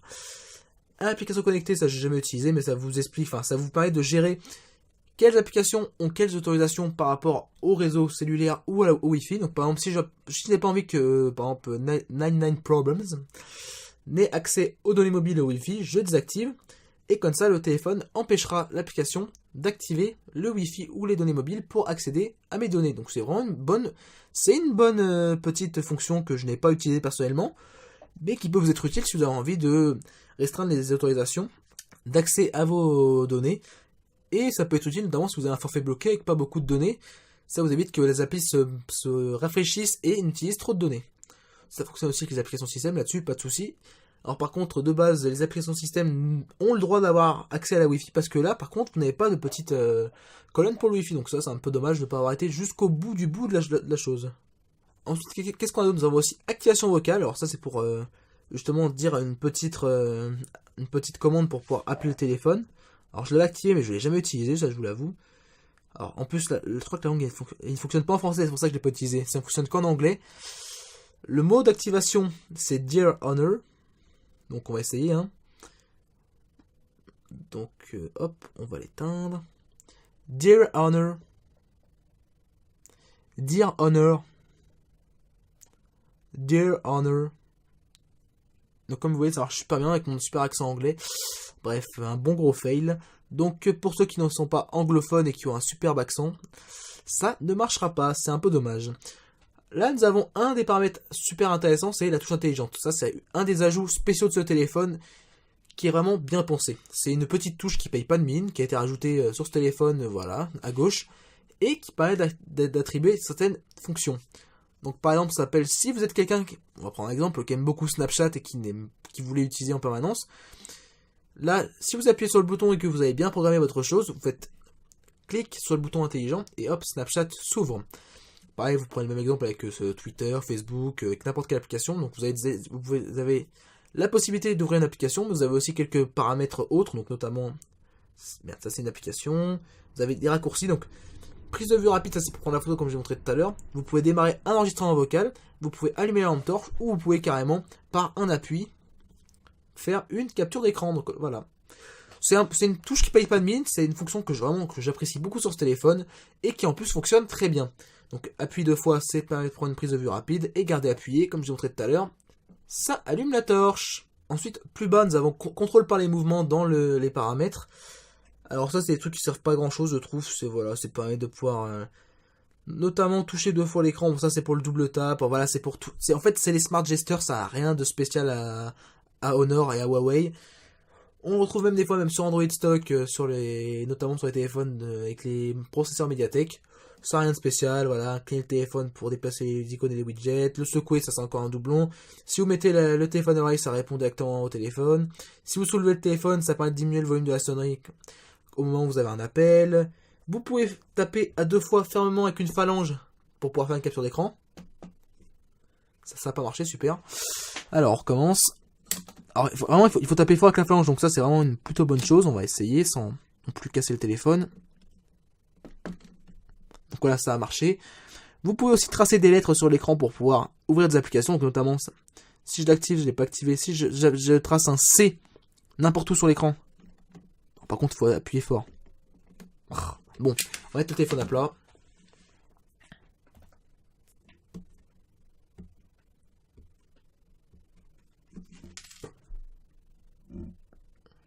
Voilà, enfin.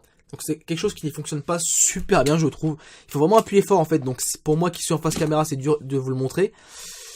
C'est pas une fonction utile pour moi. Personnellement, je l'ai pas activé et je ne pense pas que ça vous sera indispensable. Tant dessiner avec votre phalange n'est pas quelque chose que je trouve très aisé.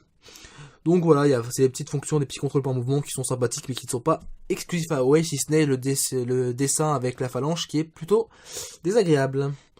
Barre de navigation, donc ça vous pouvez changer la barre qui est en bas de votre écran. Donc, par exemple, si vous voulez rajouter la possibilité de descendre votre panneau des notifications sans le glisser, et ben vous pouvez rajouter ce petit bouton aux 3 boutons d'Android stock.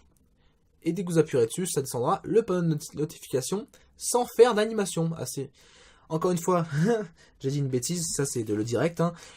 La première fois, ça ne m'a pas fait d'animation parce que, comme d'habitude, quand vous l'ouvrez la première fois, et ben l'animation bizarrement se perd. Donc vraiment le petit bug de ce téléphone, c'est que quand vous ouvrez le panneau des notifications après ne pas l'avoir ouvert pendant longtemps, et ben l'animation ne vient pas.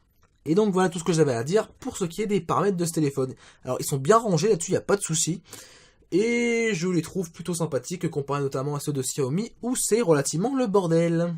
Passons maintenant aux applications préinstallées sur la surcouche de Honor. Alors il y a tout un dossier qui s'appelle Outils.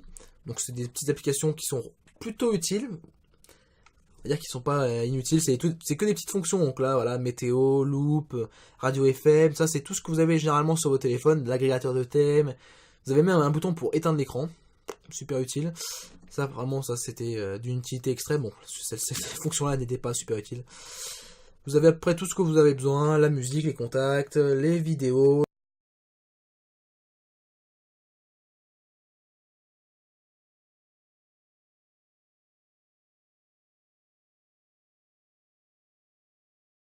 Le gestionnaire de fichiers, l'agenda, là-dessus vous avez tout ce que normalement vous avez sur un téléphone, mais regroupé en un dossier appelé outils, donc c'est plutôt utile. Pour ce qui est par contre inutile, c'est le dossier que j'ai normalement gardé quelque part, mais j'en suis pas sûr, non je l'ai pas gardé. Alors de base sur le téléphone, vous avez un dossier qui s'appelle meilleures applications, qui contient Facebook, Twitter, Honor Club, donc c'est une web application qui ne marche pas, c'est idiot. Honor fait une web app qui ne marche pas, chercher l'utilité, ça j'en sais pas. Puis il y avait aussi des applications Gameloft que j'ai pu désinstaller pour gagner un peu de place. Et sincèrement, on sent le partenariat commercial et ça c'est dommage de le montrer aussi fort, sachant qu'il y avait 4 ou 5 applications Gameloft préinstallées dans le téléphone. Et enfin, il y avait aussi l'application Vmall l'application du magasin du même nom. Et enfin, il y avait un petit doublon qui s'appelait Highlight. En fait, c'est un store très très moche et heureusement qui est désinstallable. Petit point spécial de cette surcouche, c'est que de base, elle contient 2 claviers. Comme vous pouvez actuellement le voir, vous avez le clavier Google et le clavier Huawei Swipe. Donc ça vous montre qu'il y a eu un petit partenariat passé entre Huawei et les développeurs du clavier Swipe. Pour avoir testé les deux, selon moi, le clavier Google est meilleur. Je le trouve plus ergonomique et c'est généralement celui que j'ai l'habitude d'utiliser pour les tests. Donc cela peut sûrement expliquer pourquoi je suis plus à l'aise avec. Swipe, le problème c'est qu'en fait il y a des touches qui sont pas bien placées et j'ai vraiment eu beaucoup de mal à l'utiliser.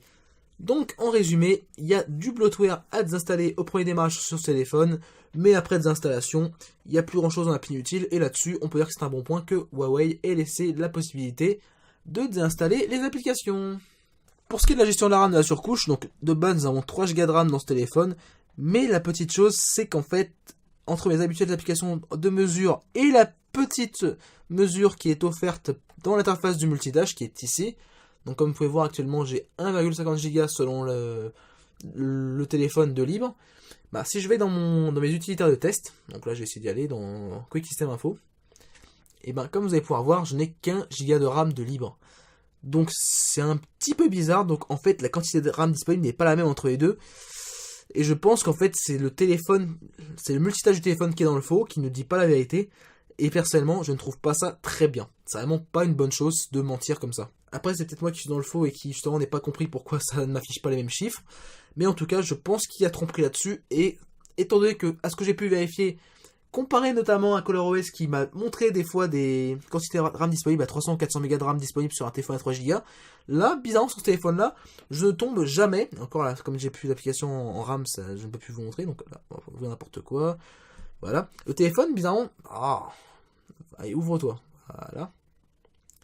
voilà, le téléphone ne descend bizarrement jamais en dessous des 1,5 Go, 1,3. Je ne suis jamais descendu en dessous des 1,3 Go de RAM dans le multitâche, alors que souvent j'étais à 900 mégas, 1 Go de RAM, voire des fois moins sur mes outils. Donc c'est bizarre, je pense qu'il y a trompé sur la marchandise là-dessus au niveau de la gestion RAM, et c'est plutôt dommage. Sinon, pour en parler plus généralement, la gestion de la RAM est bonne, mais pas exceptionnelle. Sans application RAM, on a généralement 1,5 Go de RAM exploitable, ce qui est déjà très bien pour pouvoir faire tourner un nombre relativement d'applications en tâche de fond sur Android. Dernier point de la partie réservée à la surcouche, c'est la gestion des notifications par la surcouche. Alors, vous pouvez faire en sorte que les notifications soient toutes relevées par la surcouche, mais elles ne seront pas relevées par le système qu'on appelle des wake locks sur Android. De base, le téléphone ne relève pas toutes les notifications. Ça, c'est notamment totalement la culture chinoise qui tombe dans cette surcouche. Et il faut bloquer les notifications. En fait, il faut bloquer les applications que vous utilisez en RAM pour pouvoir avoir des notifications. Donc, par exemple, si vous voulez avoir, on va prendre un exemple, si je veux que Basket Info, ici, ait toutes ces notifications, et ben, il faut que je fasse ce petit mouvement-là, vers le bas, pour qu'un petit cadenas soit visible à côté. Donc, on va faire pareil pour Shazam. Et que le téléphone garde les applications en tâche de fond et puisse m'envoyer des notifications. Donc c'est un petit point spécial, mais on va dire que dans l'idée, ce n'est pas une mauvaise chose. Le problème, merci à Bob de m'avoir envoyé un message, mais Bob il va arrêter tout de suite sinon je vais lui casser la gueule.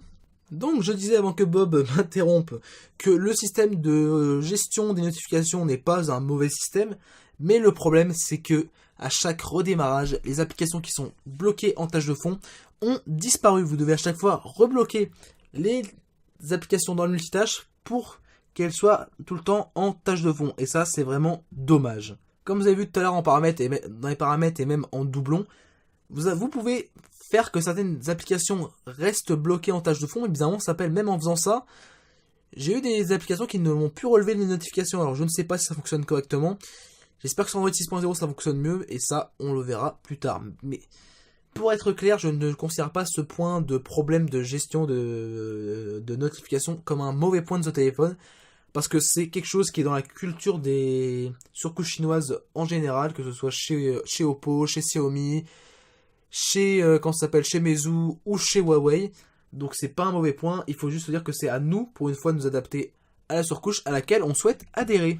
Donc voilà pour la partie dédiée à la surcouche, j'espère en tout cas qu'elle aura été assez complète pour ceux qui voulaient beaucoup de détails sur la surcouche. Et petite dernière fonction que je viens de me rappeler pour ceux qui ont envie d'une petite fonction bonus, quand vous glissez votre doigt du bouton retour au bouton home, le téléphone devient plus petit et vous avez un petit bouton info ici pour pouvoir faire en sorte, que ça vous explique, que si vous touchez l'écran, l'écran va revenir en 5,2 pouces, d'être en tout petit, et que si vous glissez à deux doigts à travers la barre de navigation, on peut passer de l'affichage classique à l'affichage réduit. Donc voilà pour la partie réservée à la surcouche. On arrive à la fin de cette vidéo et on va parler rapidement de la mémoire et des mises à jour de ce téléphone. Alors ce téléphone est un téléphone référencé comme un téléphone disposant de 16 Go de mémoire interne. Et au premier démarrage, on a entre 9 et 10 Go de mémoire, ce qui est relativement peu sur ce téléphone. Il n'y a pas de partitionnement et heureusement, et vous pouvez déplacer partiellement vos applications sur la carte SD si vous en mettez une dans le téléphone. Enfin, pour ce qui est des mises à jour au TA ou manuel, alors vous pouvez faire des mises à jour over the air, donc des mises à jour sur le téléphone ou des mises à jour manuelles sur ce téléphone. J'en ai eu 3 pendant le test, dont la 4e maintenant que j'ai reçue il y a environ une semaine. Ça vous pouvez aller voir sur le Facebook de sur la page Facebook de la chaîne YouTube. Le jour où j'ai reçu la mise à jour OTA pour Android 6.0 sur le Honor 7, j'ai fait un petit post sur Facebook, donc vous pourrez aller voir si vous avez envie. J'ai reçu 3 mises à jour pendant la période de test, donc pendant les 5 mois où j'ai eu le téléphone. Et la 4e mise à jour que j'ai reçue là, c'est pour Android 6.0. Alors, les promesses étaient les suivantes. Il y avait Android 6.0 bêta qui était en test par un petit groupe de personnes, de début 2016 à fin mars 2016. Et la sortie était prévue avant la fin du Q1 2016, donc avant le 30 mars 2016. Avant le 31 mars 2016, notamment, parce que c'est un mois 31 jours. Et la promesse a été respectée. Vous pouviez installer en installation manuelle, et pas en mise à jour OTA par contre, dès mars le firmware Android 6.0 officiel et plus bêta, donc le firmware final, sur le Honor 7. Et désormais, le firmware Android 6.0 avec Emotion UI 4.0 est disponible en installation via les mises à jour OTA, ce qu'on fera en toute fin de vidéo. Donc, au niveau du suivi des mises à jour, Honor, je leur donne un gros pouce en l'air. Certes, tous les problèmes ne sont pas encore réglés, mais ils ont quand même fait du bon boulot jusque-là pour améliorer le téléphone, lui donner une meilleure performance même en photo, et de faire en sorte qu'il ait un suivi logiciel des mises à jour d'Android. Et pour les plus péchus d'entre vous, sachez que le root sur Android 5.0 est disponible, mais je ne l'ai pas testé. Pareil comme le verrouillage du bootloader, je ne l'ai pas testé, mais il existe. Enfin, pour ce qui est Custom ROM, j'en ai pas vu au moment où j'avais fait ma petite fiche pour le test, et sincèrement sur ce téléphone, les Custom ROM ne m'intéressent pas, donc je n'en essaierai aucune s'il en existe. Donc voilà la fin de cette partie logicielle, et passons maintenant au récapitulatif avec mon avis sur le téléphone, les points positifs et négatifs, et une conclusion sur ce Honor 7. Donc les points positifs de ce téléphone, donc déjà, le fait, comme je l'ai expliqué tout à l'heure, que quand vous avez pour la première fois une notification qui pop d'une application, le téléphone demande si on veut que cette application continue à pouvoir le faire ou non. Donc c'est une bonne idée pour ne pas saturer sa barre de notification. Deuxième bon point, la touche intelligente qui, même si elle peut sembler gadget au début, ça c'est vraiment l'avis que j'avais au tout début, se révèle vraiment utile je trouve et qui est totalement configurable à son envie, ce qui est une très bonne chose. Troisième bon point, l'écran qui est vraiment très beau, la technologie Neo LCD est vraiment plaisante à l'œil, même si les rouges sont vraiment plus contrastés que sur les autres écrans LCD. Personnellement j'ai bien aimé, après c'est la seule couleur que je trouve qui est vraiment plus contrastée que les autres et l'écran est vraiment de très très bonne qualité. Autre bon point de ce téléphone, c'est le SoC du téléphone qui est plutôt bon. Il n'est utilisé que par Honor, mais il me prouve une chose, et je l'ai répété à peu près 3 ou 4 fois dans la vidéo, le Mali T628 MP4 est meilleur que le Mali T720 MP2 des processeurs Mediatek de génération précédente. Ce n'est pas parfait pour les jeux 3D les plus lourds, mais ça passe plutôt bien. Et comme je vous expliquais tout à l'heure, avec l'arrivée future des jeux qui fonctionneront avec Vulkan, la nouvelle API graphique qui va remplacer l'OpenGL, je ne peux pas assurer que les jeux les plus demandeurs de fin 2016, de 2017 et de plus loin seront toujours fluides. Je ne veux rien assurer, mais pour l'instant ça fonctionne plutôt bien, et même pour un téléphone que vous acheterez à environ 300 €, les jeux fonctionnent vraiment de plutôt bonne manière avec un téléphone qui autour est bien équilibré. Ensuite, l'autonomie qui est vraiment satisfaisante vu que je n'ai jamais eu de réelles difficultés à terminer une journée, à contrario d'autres téléphones où j'ai vraiment eu besoin de mon powerbank chaque jour pour pouvoir terminer mes journées intensives. Autre bon point, c'est de base un protège-écran installé sur le téléphone. C'est vraiment une attention qui est plutôt rare sur un téléphone qui à l'origine coûtait plus de 350 €. C'est une belle petite attention que l'on peut saluer d'Honor. Autre bon point du stand de cette surcouche, c'est le fait que l'on puisse déplacer les applications en groupe sur le lanceur. Alors, c'est pas le fait qu'on puisse les déplacer un par un, et ça je ne l'ai pas expliqué tout à l'heure, mais si vous restez appuyé pour le mode modification, et que vous cliquez sur plusieurs applications en même temps, là par exemple je vais cliquer sur les 10 applications, 9-10, voilà. Comme vous pouvez voir, ça les a cochées, et il suffit juste que vous restez appuyé sur l'une d'elles, et ça vous déplace toutes les applications en tas. Et une fois que vous les reposez, ça les distribue de manière à ce qu'il n'y ait aucun trou sur le lanceur. Donc c'est vraiment une très bonne chose. C'est une fonctionnalité que j'ai oublié de présenter tout à l'heure, qui fonctionne d'ailleurs très bien, et qui permet de pouvoir déplacer d'un coup un gros tas d'applications d'une page à l'autre. C'est vraiment une fonctionnalité qui n'est pas sur Android stock et qui est plutôt bien. Autre très bon point de ce téléphone, c'est toute la partie audio qui est vraiment excellente, surtout pour le prix. Et même les écouteurs bien pompés à Apple sont une franche réussite. Enfin, dernier point positif, c'est le bon suivi logiciel d'Honor avec une mise à jour vers Android 6.0 qui arrive, notamment avant Asus, eux qui avaient promis à l'origine une mise à jour vers Android 5.1 qui n'est jamais arrivée. Et on attend toujours Android 6.0 en mai-juin 2016.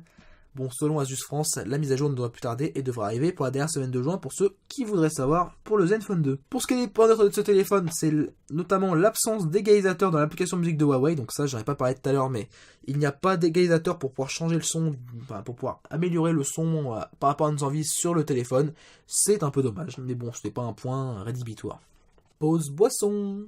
Deuxième point neutre, c'est l'accessibilité floue pour changer le lanceur d'Emotion UI. Donc c'est pas impossible de le faire, mais la manœuvre est quand même plus compliquée que sur Android stock. Troisième point neutre, c'est l'appareil photo arrière qui est bon en extérieur, qui prend pas mal de lumière en conditions de basse luminosité, mais qui m'a un peu déçu. Je m'attendais à un peu mieux venant de l'IMX 230 de Sony. Autre point neutre, c'est le design de l'arrière du téléphone qui est plutôt disgracieux avec des finitions assez abruptes. C'est dommage pour un téléphone qui se veut haut de gamme pour un prix de milieu de gamme. C'est un peu dommage, mais bon, on ne peut pas vraiment en tenir rigueur, vu que le design, on va dire que le téléphone, par rapport notamment à des téléphones no-name, le téléphone ne se démonte pas tout seul, il est plutôt solide, il a pris des coups ce téléphone, même avec ou sans coque, et il n'a pas bronché. Il est vraiment encore en excellent état. Enfin, dernier point neutre, c'est la mémoire réellement disponible au premier démarrage. On a entre 9 et 10 Go avant la mise à jour des applications intégrées, ce qui est relativement peu. Ce n'est pas aussi peu que certains concurrents, mais c'est quand même pas super. Malgré le fait que j'aime bien ce téléphone, il existe quand même quelques points négatifs à celui-ci, notamment le fait qu'il y ait trop de bloatware sur ce téléphone, heureusement désinstallable, et le fait que la surcouche soit relativement lourde mène au fait, comme j'expliquais avant dans point neutre, c'est que la place disponible au premier démarrage est relativement faible. C'est plutôt dommage, mais c'est aussi lié au fait que la surcouche est relativement lourde.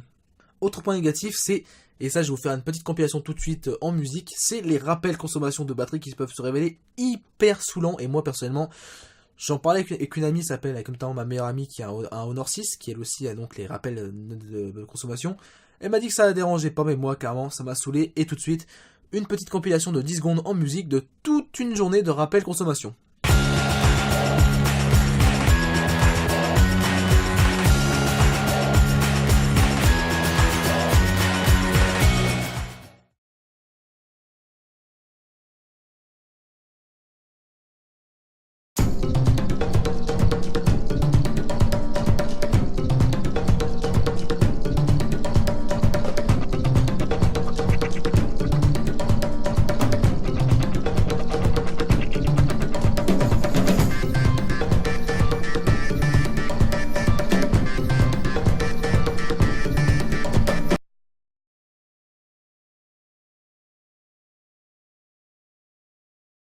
Troisième point négatif, c'est le widget musique dans le centre de notification qui est selon moi qui est mal conçu. C'est pas un défaut qui est, on va dire, imputable seulement à Huawei Honor, mais disons que sur les autres téléphones, je m'en suis pas rappelé, alors que là, ça m'a explosé dans la tronche, donc voilà, hop. Le petit widget de musique, il est là. En fait, moi, ce qui me dérange avec ces widgets de musique, et c'est pas le seul téléphone à faire ça, c'est qu'il y a le bouton play pause, avancer, et il y a un bouton supprimer au lieu d'un bouton reculer. Je préférais qu'il y ait reculé, play pause, avancé, plutôt que play pause, avancé et effacer. Parce que moi, je suis souvent à appuyer sur effacer plutôt que d'appuyer sur avancer. Et donc, sincèrement, ce widget de musique, je n'aime pas du tout dans le centre de notification. Enfin, dans les points négatifs, le fait qu'on soit obligé à chaque démarrage de redéfinir les applications qui resteront en arrière-plan pour sans avoir des notifications. Contrairement notamment à MIUI qui se souvient au redémarrage quelles applications étaient loquées en arrière-plan dès qu'on les réouvre. Et sincèrement, c'est un peu dommage, mais encore une fois, enfin, je le mets dans les points négatifs parce que moi ça me dérange, mais c'est vraiment lié à la culture, on va dire, à la culture disons chinoise qui veut, on va dire, qu'il n'y ait pas trop de notifications sur les téléphones. En tout cas pas de notifications, on va dire de base, qu'il n'y ait pas trop de choses qui tournent en arrière-plan et qui favorise donc la batterie plutôt que les notifications push qui viennent tout le temps sur votre téléphone. Alors j'ai eu un seul bug en 6 mois d'utilisation, et c'est un bug qui n'est pas énorme et qui m'est arrivé une fois, qui n'est jamais revenu.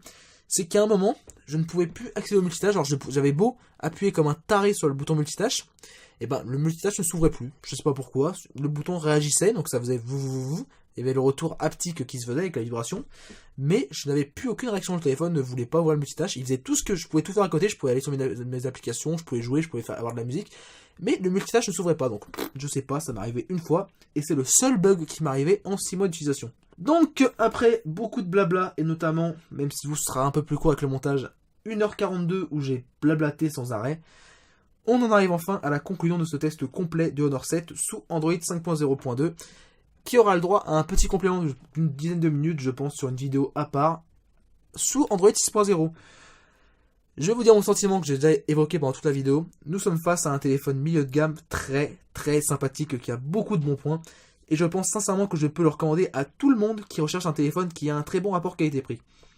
On est face à une surcouche chinoise Emotion UI, qui s'est plutôt bien adapté au marché occidental et qui est dans un appareil assez puissant et doté d'assez de RAM pour pouvoir avoir un fonctionnement fluide dans quasiment toutes les circonstances, bien sûr, sauf celui-ci. Encore là ça va, il a marché du premier coup, merci. Il n'y a que les jeux les plus lourds qui pourront donner un peu de fil à retordre au Honor 7, et encore, c'est tout le temps, au pire des cas, très jouable. Et comme je vous l'ai expliqué pendant tout ce test, je n'ai pas de critique majeure à donner à ce téléphone, il n'y a pas de point faible critique qui pourrait me dire que je dois vous le déconseiller à l'achat ou que je dois le déconseiller à une catégorie de personnes en particulier. Donc je peux le recommander à tous, il devient notamment mon téléphone de référence entre 250 € et 319 €. Donc entre son prix officiel de 319 € et le prix auquel on peut le retrouver en promo souvent, c'est-à-dire 250, 269 €, ça ce sont les prix auxquels j'ai pu le voir. Donc voilà pour ce test du Honor 7, et petite particularité ajoutée sur mes nouveaux tests, désormais c'est vraiment la conclusion de la conclusion, c'est un dernier retour sur la recommandation d'achat. Pour le petit utilisateur de smartphone, donc SMS, appels, réseaux sociaux, ce téléphone est recommandé. Pour un usage multimédia, MP3, vidéo, YouTube, oui. Pour utiliser ce téléphone comme GPS, oui aussi, pourquoi pas, ça remplace bien le GPS malgré le fait que le point fixe soit parfois un peu long, ça je l'avoue. Pour une utilisation professionnelle, donc avec un téléphone dual SIM, gestion mail, VPN, OTG, à cause des problèmes possibles de synchronisation des notifications, ce téléphone c'est peut-être la seule, on va dire la seule catégorie de personnes auxquelles je pourrais pas forcément recommander le téléphone, c'est vraiment aux professionnels qui ont besoin d'avoir leur mail tout le temps en permanence, les mails, les calendriers synchronisés. Vu qu'il y a quelques problèmes de synchronisation de notifications et d'applications, je ne recommande pas forcément ce téléphone à un professionnel malgré le dual SIM. Pour un utilisateur recherchant de bons appareils photo, je ne pense pas non plus que ce soit le meilleur, même s'il reste quand même très bon. Je pense que le Asus Zenfone 2 est meilleur, même si ce téléphone, le Honor 7, a un meilleur suivi logiciel que le Asus Zenfone 2. Pour un utilisateur recherchant un smartphone autonome, l'autonomie de ce téléphone est bonne. Le téléphone tient la journée généralement, donc c'est pas un smartphone réputé comme autonome, mais l'autonomie est très correcte là-dessus, je n'ai pas de soucis. Pour un utilisateur recherchant des performances pour jouer, à ce prix-là, oui, ce téléphone est une bonne référence de téléphone qui peut faire tourner un très grand nombre d'applications. On pourra toujours argumenter que l'Asus Zenfone 2 a un processeur qui est, je pense, un peu plus puissant avec le processeur Intel. Malgré tout, le fait que ce soit un processeur Intel, justement, rend les choses compliquées pour les applications qui sont compatibles qu'avec les processeurs ARM, donc les processeurs type le iSilicon Kirin 935. Donc ce téléphone, pour jouer au prix auquel il est vendu, je pense que c'est une bonne référence. Et enfin, pour un consommateur à la recherche d'un très bon rapport qualité-performance-prix, oui, ce téléphone est un smartphone très équilibré, je trouve, et je peux le recommander à un consommateur qui cherche un très bon rapport qualité-prix, avec quand même un budget qui est relativement élevé de 300 €. Et dernier petit point avant de se quitter là-dessus, c'est un petit accessoire que je peux vous recommander avec ce téléphone, c'est la coque que j'avais, la coque qui protège l'arrière que j'avais acheté pour ce téléphone. Je vais vous la montrer rapidement. Alors j'avais collé un des autocollants qu'il y avait dans la boîte sur la coque, donc ça vous montre bien quand même qu'ils ont bien pompé leur idée sur Apple. Pardon. C'est une coque, quand ça s'appelle une coque Nilkin, je crois que c'est comme ça que ça s'appelle. Ouais, c'est une coque Nilkin, donc j'ai acheté sur Amazon pour, je crois, 6-7 €, voire moins d'ailleurs. Je crois que c'était moins, je crois. Je sais plus, vous irez voir sur Amazon. J'ai pas de lien sponsorisé, donc je vous montrerai même pas de lien pour cette coque. Vous pourrez la retrouver facilement en marquant coque Honor 7 sur Amazon. Elle est très bien, elle protège très bien le téléphone, notamment des chutes. Et puis il y a d'autres couleurs que la couleur or, c'est moi qui ai pris la couleur or plus pour rigoler parce que je m'en tapais un petit peu. C'était vraiment que pour la protection que j'ai acheté cette coque. Et elle fait très bien son boulot.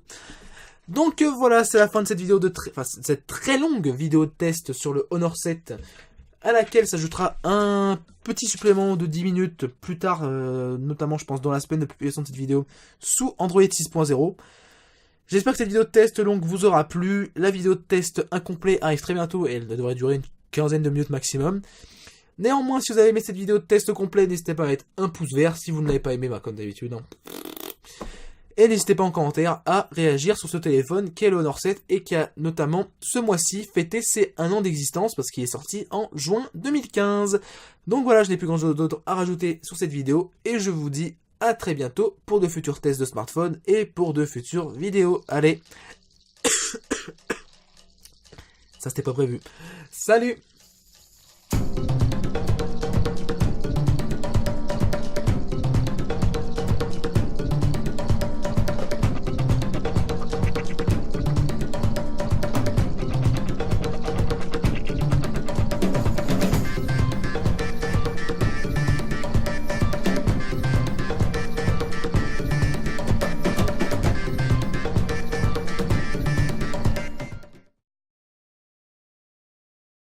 Petite partie complémentaire comme prévu, et qui se passera après le générique que j'aurais mis normalement juste avant au montage, c'est la mise à jour vers Android 6.0. Enfin, ça fait longtemps que je l'ai ça fait relativement longtemps que j'ai cette mise à jour qui se montre. Je vais enfin pouvoir la faire, alors je vais quand même vous montrer le détail un peu de la mise à jour. Hop, clac clac clac, en faisant un petit zoom. Voilà, Emotion UI 4.0, Android 6.0 avec tout un tas de fonctions. Ça améliore la galerie, ça améliore les contacts, les SMS. Ils ont ajouté une boussole et un niveau à bulles, ouais, pourquoi pas. Ils ont un petit peu rechangé les paramètres, excusez-moi, et des petites notes pour dire qu'attention, cette mise à jour n'effacera pas les données, mais c'est mieux de faire une sauvegarde. L'écran d'accueil peut sur des modifications, et il faut mettre à jour les applications qui sont disponibles normalement sur Android 6.0 via le Google Play Store. Donc voilà, on va installer la mise à jour, et on revient dans quelques secondes.